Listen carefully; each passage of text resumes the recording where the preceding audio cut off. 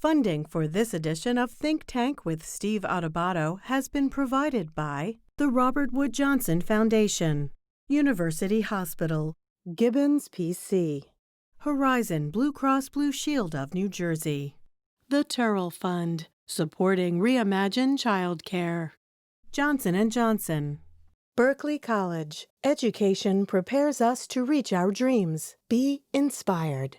The Fidelco Group. And by the Adler Aphasia Center, enriching the lives of people with aphasia, their families, and communities.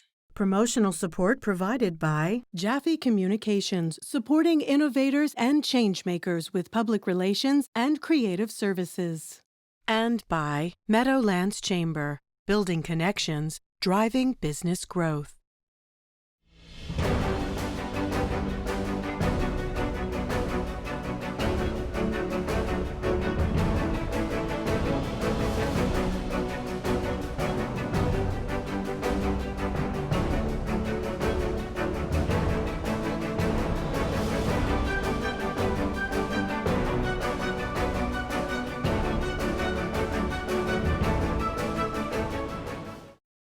Hi, this is Steve Adubato. We are, in fact, as you can tell, coming to you remotely. It is my honor to introduce a very special set of guests. And this is, by the way, this program is all about the role of not-for-profits, nonprofits in the age of COVID, and also looking at the experience of a particular community in Newark, New Jersey that I grew up in, the North Ward of Newark, and the impact that COVID has had on it. It is my honor to introduce Michele Adubato, my sister, but way more importantly, she's the president and CEO of the North Ward Center, a not-for-profit organization in Newark. Marsha Atkind, who is the executive director and CEO of the Healthcare Foundation of New Jersey, a funder of the work that we do, and also Newark Councilman Anibal Ramos Jr., who represents the North Ward of Newark. It's good to see all of you. Thank you for joining us.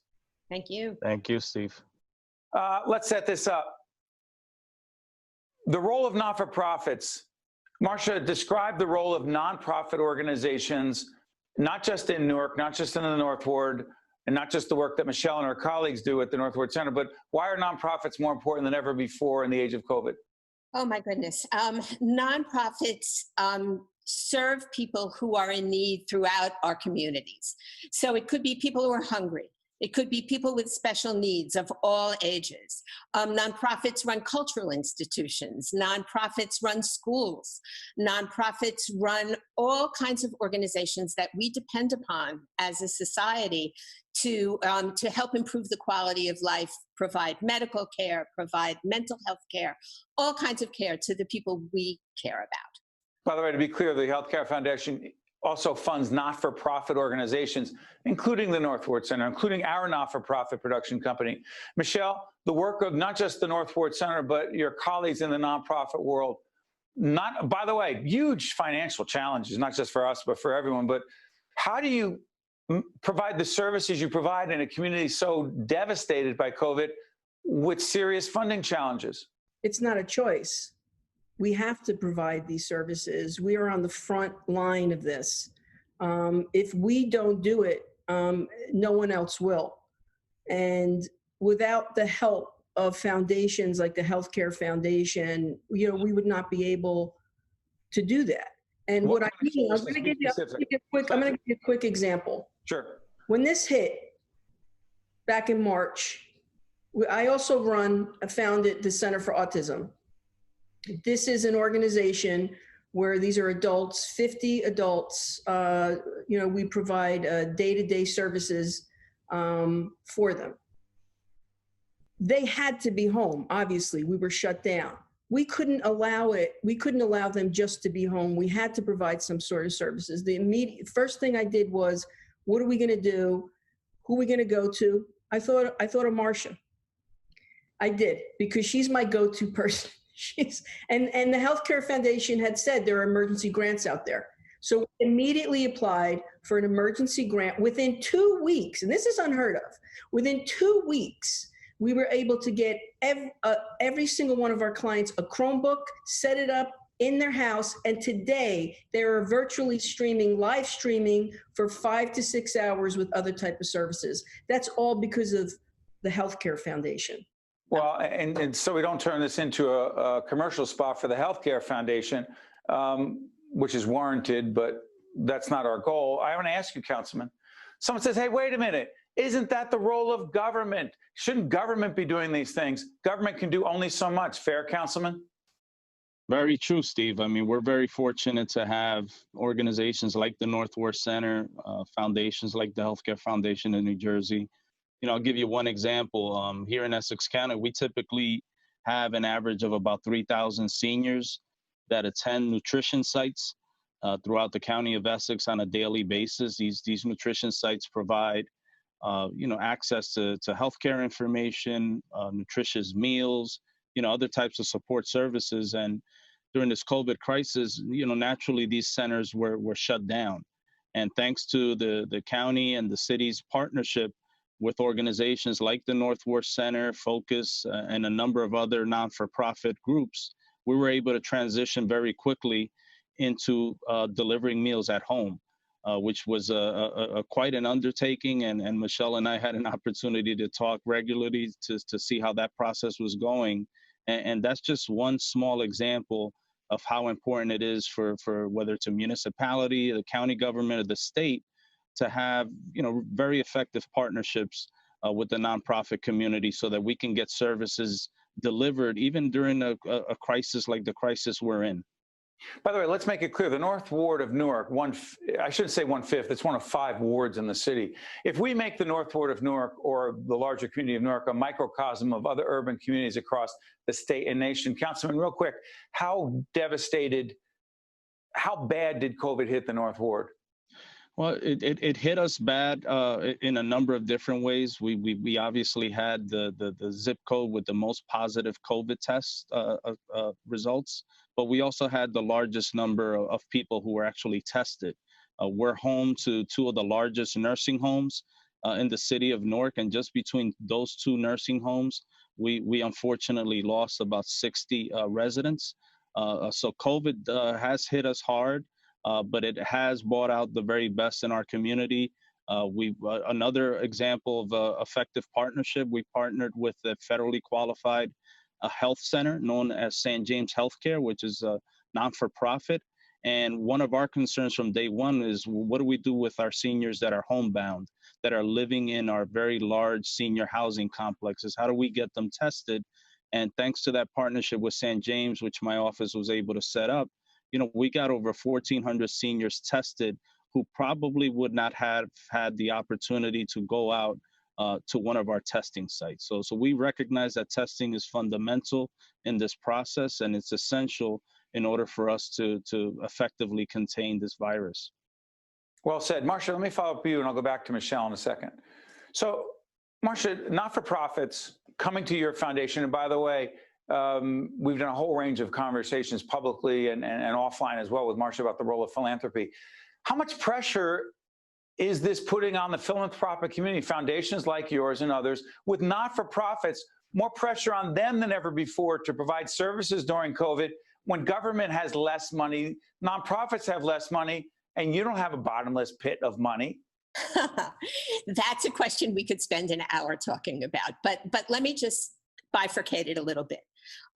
For foundations, the pressure is, should we give away more than we normally give away? And if we give away more, if we award more in grants than the IRS requires that we do and that we would normally do, what in this crisis, you mean? You mean in this pandemic? In this pandemic, right, as a result of this pandemic. What does that do to our ability to meet needs next year and the year after and the year after that? Because we would be depleting our endowment. Because we're a foundation that doesn't raise money. We have an endowment and we spend from the endowment.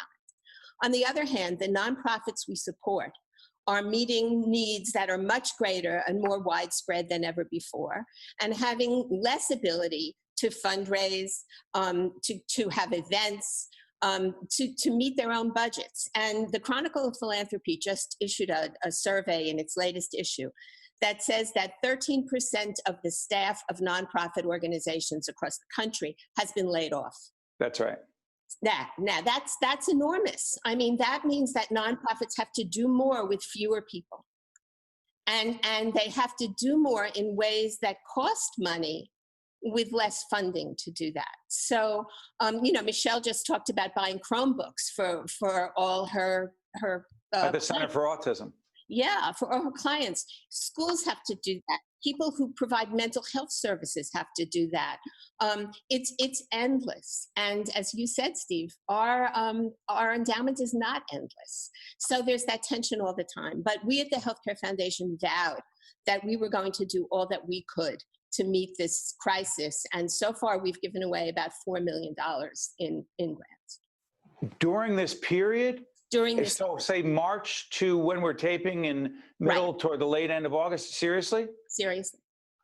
Michelle, let me ask you this. Our not-for-profit, the Caucus Educational Corporation, obviously we innovate, we're creative, we had to adapt. We're not in a studio at NJTV or WNET at the Tisch Studio in New York. We look forward to being back in those studios, but we're not there now. Our level of innovation is off the charts. What about yours at the North Ward Center? And the need for nonprofits to be incredibly innovative in these times and do more with less? Well, besides being innovative, I think one of the things that we have to look at is relationships, okay? If one thing nonprofits need to learn from this is you need to have good relationships with your council person, okay? Anibal and I would have remember our Friday morning breakfast that we miss, right? We miss our breakfasts. And we would just meet just to talk. And he would talk to me about things that are going on. So we would make sure that, Anibal and I have had a relationship for many years. So when I called him, it was an easy call. Marsha, the same thing. So one of the things nonprofits have to learn about this is you need to know who your community leaders are, not just your community. You need to have a relationship. And one thing I'm going to say about the North Ward is I really think that we are a lesson to look at to say how you should lead in a neighborhood. Anibal Ramos has been out there on the street, okay? I worry for him. And he has his mask and he's doing his social distancing, but he is out there. By the way, let's disclose, Michelle won't say it, I will. Michelle suffered from COVID in a very serious way early on. Check out our Lessons in Leadership program we do with Michelle. That's a big part of it. I'm sorry, pick up your point, Michelle, about Anibal. Point being is that our community in the North Ward, although we were the hardest hit because they knew we were still there. We didn't abandon our community. And one of the reasons why we were able to do that is because of the strong leadership of our councilmen, but also because of nonprofits and because of our relationships, and also the mayor. I think the mayor has done an outstanding Mayor job. Ras Baraka. Absolutely. To make our community feel that we will not abandon you. We're right there with you. And that's an important thing. A few minutes left. Anibal, let me ask you this. Disproportionately, the COVID has disproportionately affected people who are Black and brown, Black Americans, Hispanic Americans, others. The North Ward is large. You describe the population of the North Ward for folks.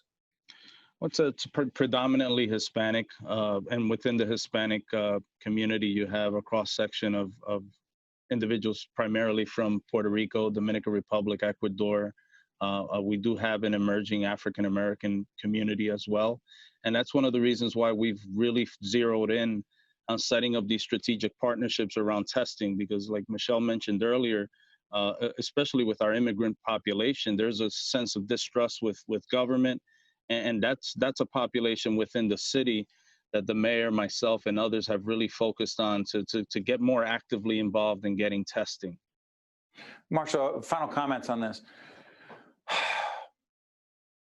Your foundation, the philanthropic community, how united is the philanthropic community in the mission that you just described during COVID? Or is every foundation, every philanthropic organization on their own? Oh, I think it's somewhere in the middle of what you're saying. We definitely talk with each other. There's been a pooled fund set up that the United Way is housing that many of us have contributed to, and it's independent foundations like ours, it's corporate foundations, it's a whole range of foundations, and that fund is addressing urgent, immediate problems, mid-range problems, and also long-range problems in health, in housing, in food, in small businesses, all kinds of concerns that are caused by COVID-19. On the other hand, we do all operate on different schedules and in different, we give grants in different ways. So I think there's a little bit of each. Yeah. Michele, final words here. Reason for not-for-profits to be optimistic moving forward in these incredibly challenging times. Go ahead. We have to stay strong together. This is a pandemic like no other. And the only way we are going to get through this is if we continue to be cohesive as a community. And we always have to have hope, because this too will end. How we get there matters. What we do today matters for what we do tomorrow. To Michele, to Marsha, to Anibal Ramos, I want to thank all of you for joining us, not just to talk about the role of not-for-profits, but to look at the North Ward of Newark as a microcosm of urban communities across New Jersey and America. Thanks to all of you. We appreciate it. Thanks, Steve. I'm Steve Adubato. Stay with us. We will be right back. To watch more Think Tank with Steve Adubato, find us online and follow us on social media. Welcome back, folks. We're now joined by Patrick Colligan, who is state president of the New Jersey State PBA, Policemen's Benevolent Association. Good to see you, Patrick. Same here, Steve. Thanks. So let me, in a limited time we have, I want to get right to this. George Floyd murdered on camera, on video. We saw it. The officer's knee was on his neck for 8 minutes plus, 8 minutes and 30 seconds. Other officers watched, did nothing to try to stop it. On how many levels, from a police perspective, was that wrong? There was, I haven't met the police officer yet here and around the country who thought that video, there was nothing wrong with that video. I was probably amongst the first in New Jersey to call it a murder. It's still a difficult video to watch. I think probably most of the world has seen it by now. It shows us what's wrong with policing. It certainly is not indicative of all the great officers that are out there, but as I've said a lot since May the 25th, since the day that George Floyd was killed, until robots do this job, those horrible incidents are going to continue to occur. Hopefully, this narrative has changed. I know I would be the first to say that we can always make improvements. But that was a hard video to watch. It continues to be a hard video to watch for anybody who takes this job seriously, and it was a tarnish on all of our badges. So people are going to see a graphic on the screen as we talk right now, Pat, that simply says confronting racism. That is a long-standing series that we're involved in, we're committed to, and will not end anytime soon. So in that spirit, how do we confront racism, but at the same time not have many police officers who have said to me privately, and some have said it publicly, have police feel under siege? How do we do that, Pat?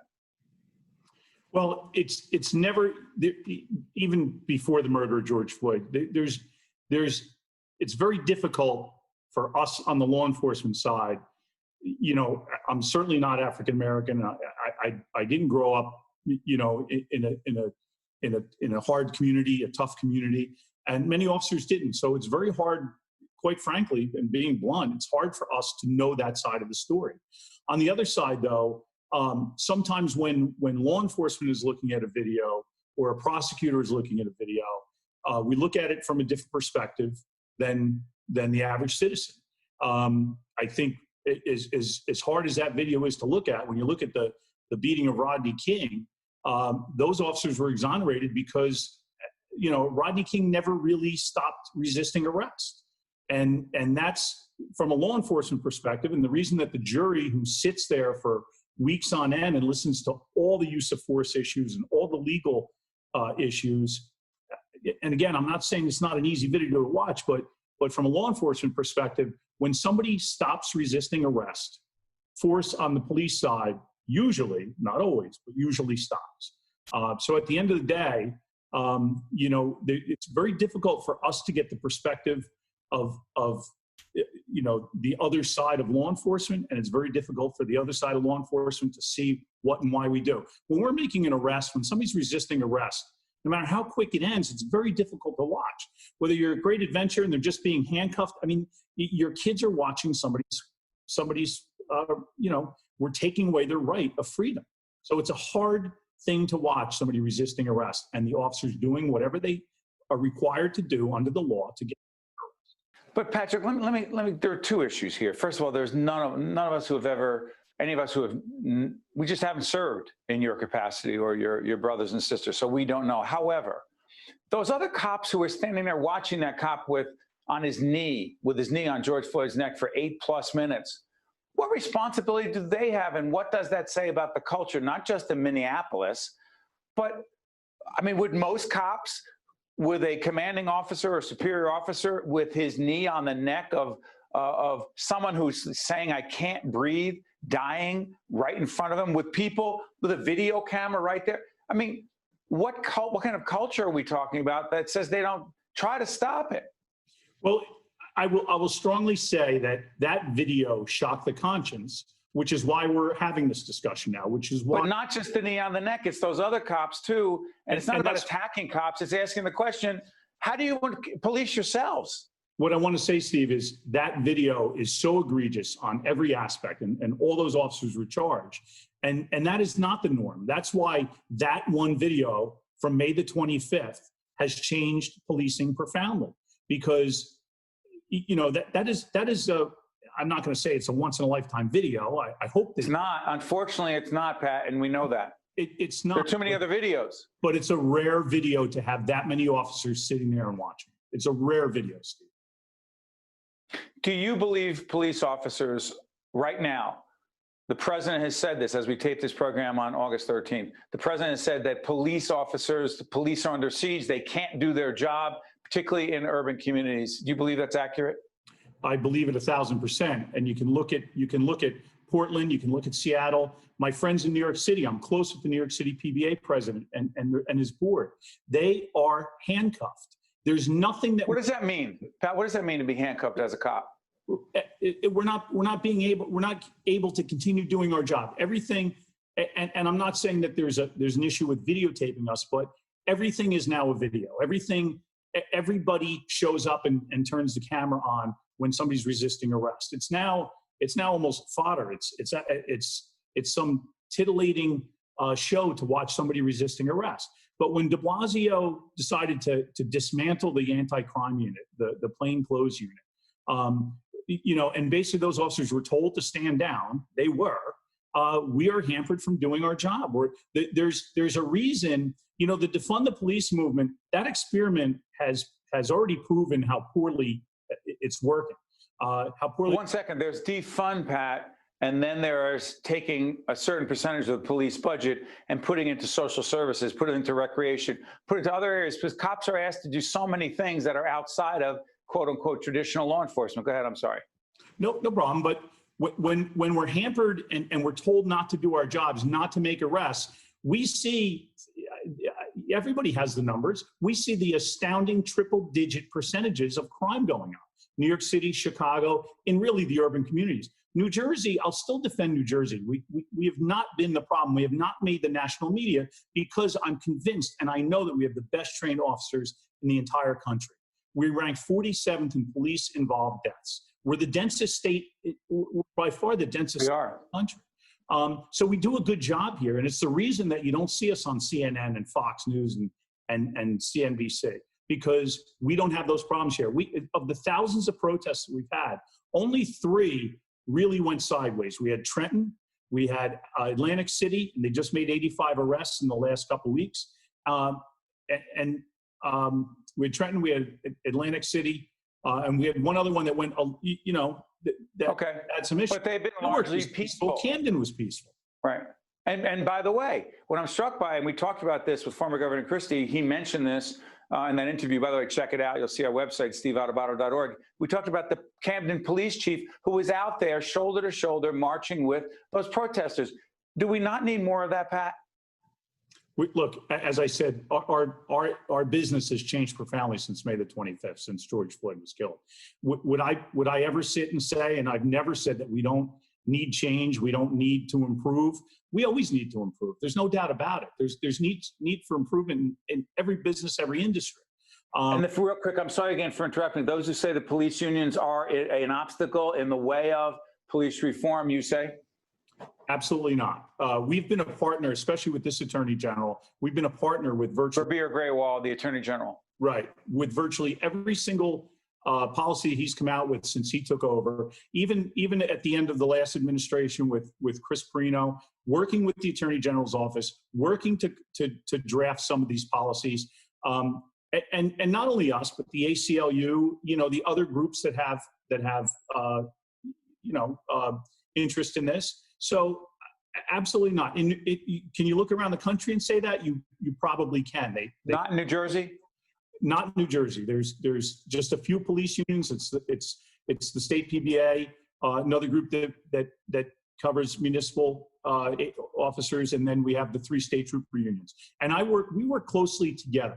And if anybody says that we're the impediment, doesn't know what we're doing and how we partner with the Attorney General's office, with the legislature. We're kind of the voice of reason sometimes with the legislature and drafting bills.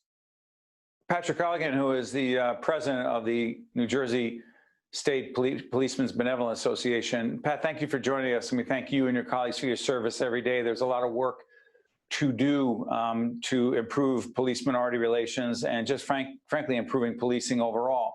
But we thank you for joining us. Absolutely. And thanks for letting us get our voice out there. Thanks. You got it. I'm Steve Adubato. Thank you so much for joining us. We'll see you next time. Think Tank with Steve Adubato has been a production of the Caucus Educational Corporation. Funding has been provided by the Robert Wood Johnson Foundation, University Hospital, Gibbons PC, Horizon Blue Cross Blue Shield of New Jersey, the Turrell Fund, supporting Reimagine Childcare, Johnson & Johnson, Berkeley College, the Fidelco Group, and by the Adler Aphasia Center. Promotional support provided by Jaffe Communications and by Meadowlands Chamber. Hi, I'm Governor Tom Kean. A dear friend of mine had aphasia, which is a language disorder that occurs from a brain injury or a stroke. It robs a person's ability to communicate, but it doesn't affect their intellect. Programs and services offered at the Adler Aphasia Center help to improve my friend's communication skills, as well as her self-confidence and quality of life. Most importantly, she was among people who understood her. If you or a loved one has been diagnosed with aphasia, there is hope.